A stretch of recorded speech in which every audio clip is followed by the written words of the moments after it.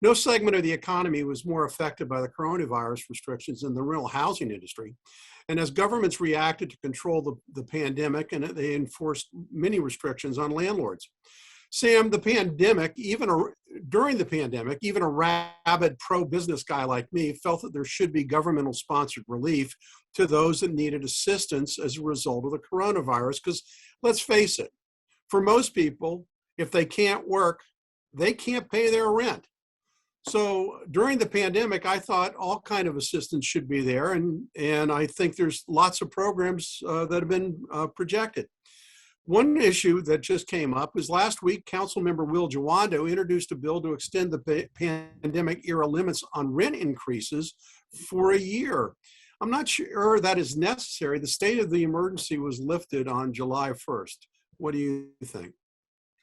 Casey, in the big picture of things, the governor wanted to suspend additional payments to families to subsidize loss of income, workman's comp.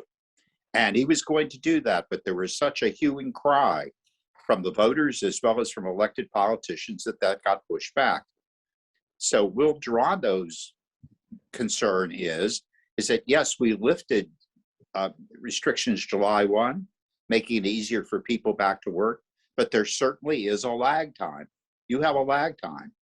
Just because things are lifted doesn't mean that a business is ready to operate. I know of several businesses that are still dealing with the situation of not opening their offices, not bringing people in, and keeping a limited work staff on doing business virtually. The restaurants are all having problems hiring people. And the people who are not qualified for some of these jobs need to be retrained.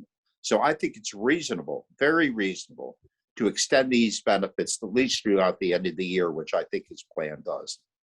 Well, what Jawando has done is extended for an additional 270 days, because the law that was passed last year in April of 2020 extended the moratorium, and we're only talking about rent increases to, we're not talking about suspending the payment of rent.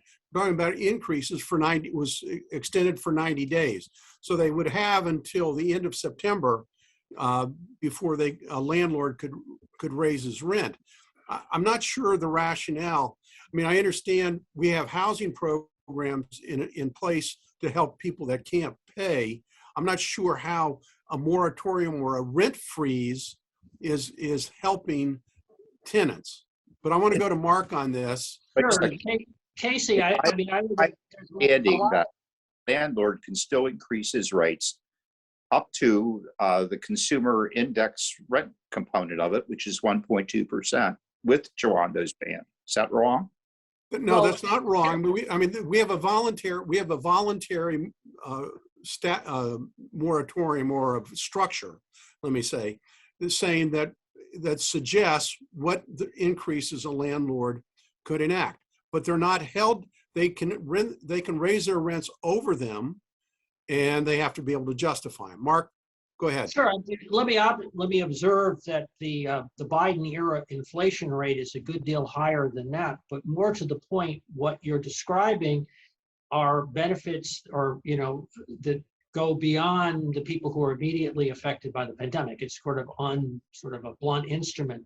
But I've heard a lot of hand-wringing about the lack of affordable housing or the creation of housing in Montgomery County.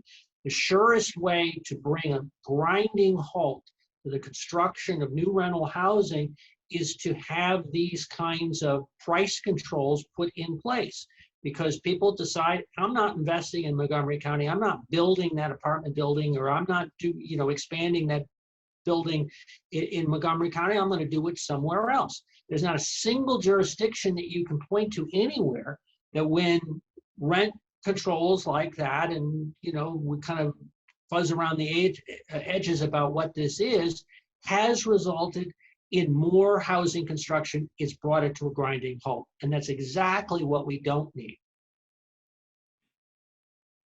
Well, I think again, I'm all in favor of helping people who have lost their jobs because of the pandemic. But as you point out, Mark, I think this is broader than that, and I I just wonder about the necessity of it. I also wonder whether or not the county has the power to do that, because the bill they passed last April was under the emergency powers granted to them by the governor. And I'm not sure this new moratorium for a year may qualify. But when we come back from this short break, Councilmember Tom Hucker announces for county executive. Why? Because Mark Elrich isn't woke enough. Stay tuned.